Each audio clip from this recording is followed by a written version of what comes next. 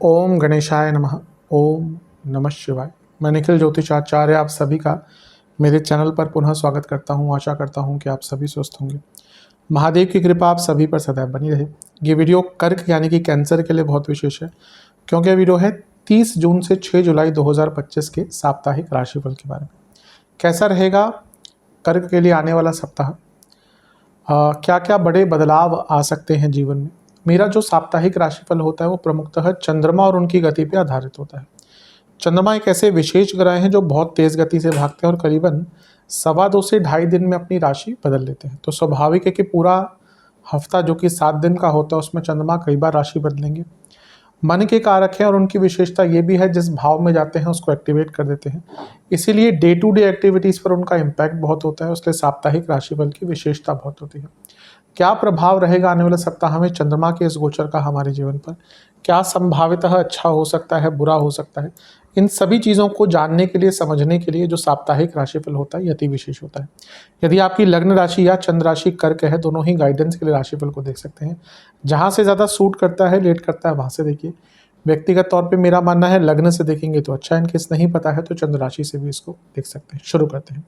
चंद्रमा ऑलरेडी आपके दूसरे भाव में ही होंगे 30 जून को, और 1 जुलाई दिन के 3 बजे तक वो वहीं पर प्रवास करेंगे।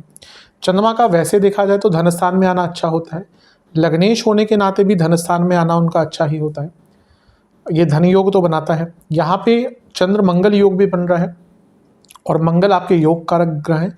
10वें घर के स्वामी हैं, पंचम के स्वामी हैं, धन स्थान में बैठे हुए हैं, यानी कि लक्ष्मी स्थान का स्वामी, कर्म भाव का स्वामी लग्नेश के साथ धन स्थान में। तो आर्थिक दृष्टिकोण से अच्छा है। कोई पैसा फंसा हुआ था, आ सकता है। सैलरी में इंक्रीमेंट नहीं हो रहा था, इंक्रीज नहीं हो पा रहा था, बात करेंगे तो चीज़ें बढ़ सकती है। कोई पैसा आपका रुका हुआ था तो एरियर के थ्रू मिल सकता है। सप्तम से अष्टम में ये हो रहा है।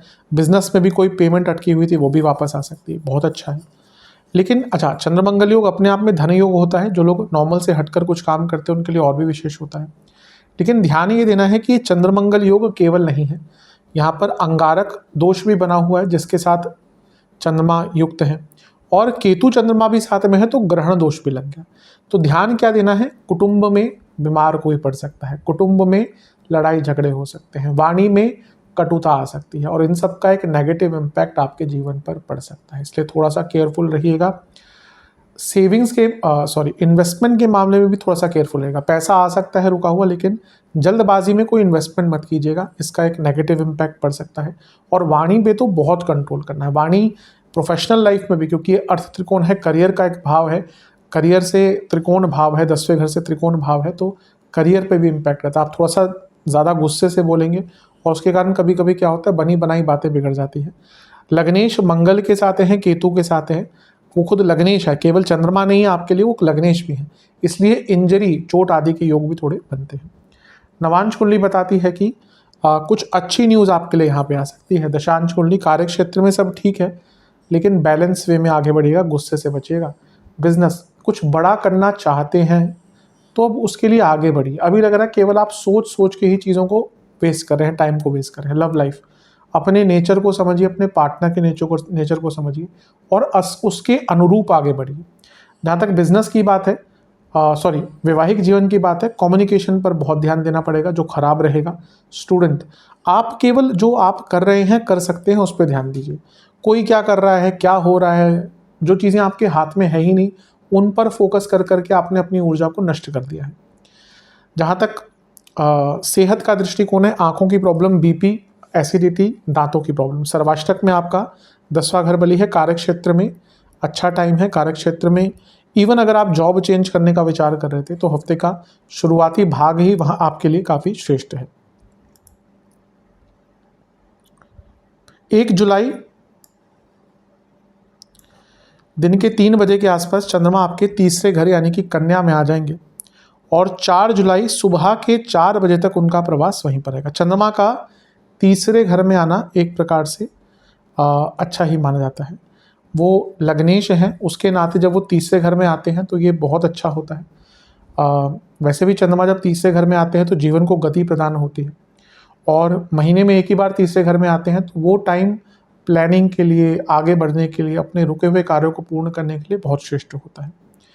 यहाँ पर उन पर शनि की दृष्टि भी है। अब शनि क्योंकि सप्तमेश हैं और चंद्रमा लग्नेश हैं, तो दो केंद्रों का मिलन हो रहा है, यानी कि केंद्रों के स्वामी का मिलन हो रहा है, तो कुछ अच्छा करने का, बड़ा करने का, बिजनेस हो, करियर हो, मौका मिल जाता है।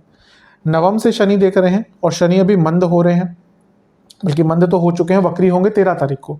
तो यहाँ पे इवन थोड़ा सा आध्यात्मिक दृष्टिकोण भी रहेगा, लेकिन यही शनि जो है वो खुद शनि है और अष्टमेश भी है, इसीलिए ये विषदोष भी बनता है। तो कभी कभी थोड़ी उदासीनता, आप कुछ करेंगे और वो आपके फेवर में अगर नहीं जाता, एकदम हताश हो जाएंगे। तो यहाँ पे मेरे हिसाब से हताशा से नहीं, निराशा से नहीं, पेशेंस से काम लेना चाहिए, तभी आगे बढ़ पाएंगे। कुछ नया स्टार्ट करने जा रहे हैं, थोड़ी रुकावटें आ रही हैं, कोई बात नहीं, आप अपने प्रयत्नों को अच्छा रखिए, ईश्वर की कृपा रही तो अवश्य आपके कार्यों में सफलता आपको प्राप्त होगी। तो निराशा नहीं, हताशा नहीं, जैसे मैंने कहा पेशेंस की आवश्यकता है। नवांश कुंडली बताती है कि अपने जीवन में ऑथेंटिसिटी लाइए। अभी लगता है बहुत शॉर्टकट्स ले रहे हैं, इस पर विचार कीजिए। दशांश कुंडली, कार्य क्षेत्र में अपने काम से काम रखिएगा, कहीं किसी और के काम में आपने दखल अंदाजी करी या किसी और को अपने काम में अलाउ किया करना, प्रॉब्लम आपको ही फेस करनी पड़ेगी। बिजनेस ठीक है, अगर आपका बड़ा बिजनेस है, अपने मैन पावर पर ध्यान दीजिए, कुछ वर्कर्स हैं मे भी जो ढंग से काम नहीं कर रहे हैं। लव लाइफ, हर चीज़ पर रिएक्ट मत कीजिएगा, इग्नोर अगर आप कर सकते हैं इस टाइम पे चीज़ों को, बहुत श्रेष्ठ रहेगा। वैवाहिक जीवन यही बता रहा है कि अपने वैवाहिक जीवन में थोड़ी वैल्यू ऐड करिए। स्टूडेंट्स के हिसाब से मैं यही कहूँगा कि आप बहुत लोगों से इन्फ्लुएंस हो रहे हैं, जो बुरा तो नहीं कहूँगा, लेकिन हर व्यक्ति से इन्फ्लुएंस हो जाना आपको अपने आप को भुला देता है, इस पर विचार कीजिए। सेहत के दृष्टिकोण से आँखों की प्रॉब्लम, बीपी के इश्यूज और कफ रोग रहेंगे, गले के रोग रहेंगे, सर्वाष्टक नसों की प्रॉब्लम भी रहेगी। सर्वाष्टक में आपका 10वां घर बली है, कार्य क्षेत्र में कुछ सीखने के लिए बहुत अच्छा टाइम है। 4 जुलाई सुबह के 4 बजे के आसपास चंद्रमा आपके चौथे घर यानी कि तुला में आ जाएंगे और सप्ताह के अंत तक यहीं पर रहेंगे। चंद्रमा का चौथे घर में आना एक प्रकार से बहुत अच्छा नहीं माना जाता, बहुत श्रेष्ठ नहीं माना जाता। हाँ, क्योंकि वो लग्नेश हैं, लग्नेश होने के नाते जब वो चौथे घर में आते हैं तो ये अच्छा योग है, ये एक प्रकार से राजयोग बनता है। लेकिन चंद्रमा जब यहाँ पे हैं तो कारको भावनाशय दोष लगाकर बैठे हैं, इसलिए आपको हफ्ते के अंतिम भाग में अपनी मानसिक सेहत का बहुत ध्यान देना है। अच्छी चीज़ ये है कि गुरु की दृष्टि है, और अच्छा यहाँ पे केवल कारको भावनाशय दोष नहीं है, चंद्रमा केमद्रुम योग में भी आ गए, तो लग्नेश केमद्रुम योग में, लग्नेश कारको भावनाशय दोष में, और लग्नेश पर गुरु की दृष्टि। अब गुरु भाग्येश तो हैं, लेकिन गुरु छठे घर के स्वामी भी हैं, तो वैसे इन रियलिटी में भी कुछ बहुत बुरा नहीं होगा, लेकिन मानसिक रूप से इतनी परेशानी आप फील करेंगे कि ये भी मेरे विरुद्ध है, वो भी मेरे विरुद्ध है, छोटी छोटी चीज़ों पर परेशान हो जाना, घर में कलह कलेश करना, negative influence, negative perspective, pessimistic विचार, पेसिमिस्टिक सोच कि हर चीज़ नेगेटिव ही होगी, ये इस चीज़ से थोड़ा सा बचना है। और बृहस्पति आपके छठे घर के स्वामी हैं, इसलिए जब वो चंद्रमा को देखेंगे जो ऑलरेडी केमद्रुम योग कारको भावनाशय दोष लगाकर बैठे हैं, यानी कि बहुत संवेदनशीलता रहेगी और व्यर्थ की चिंताएं बहुत रहेंगी। हाँ, चौथे घर के स्वामी, लग्न के स्वामी चौथे घर में है, तो प्रॉपर्टी खरीदने का योग बन जाता है, प्रॉपर्टी संबंधित कार्यों में लाभ मिल सकता है, लेकिन मानसिक दृष्टिकोण से बहुत ध्यान देना है। किसी की बातों में मत आइएगा, किसी की बातों से ज़्यादा इन्फ्लुएंस मत होइएगा, और अपने कार्य से कार्य यहाँ पर रखिएगा। नवांश कुंडली बता रही है कि भाग्य का बहुत साथ मिलेगा और ईश्वर में भरोसा रखेंगे तो काफ़ी आगे बढ़ पाएंगे। दशांश कुंडली, कार्य क्षेत्र में आपको थोड़ा सा अपने पर्सपेक्टिव को बदलना पड़ेगा, मे बी आपके कंफर्ट जोन से बाहर का कुछ काम मिल सकता है। बिजनेस में एक ही बात है कि आपको आगे बढ़ना है तो लोगों को साथ में जोड़ना पड़ेगा, वो एज एन एसोसिएट हो, इन्वेस्टर्स हो, पार्टनर्स हो, ये उनके लिए है जो आगे बढ़ने का विचार कर रहे हैं। लव लाइफ, थोड़ा सा अपने ऊपर ध्यान दीजिए, अपने आप को प्यार कीजिए। जो व्यक्ति अपने आप को नहीं संवार सकता, संभाल सकता, प्यार कर सकता, वो किसी को नहीं कर सकता।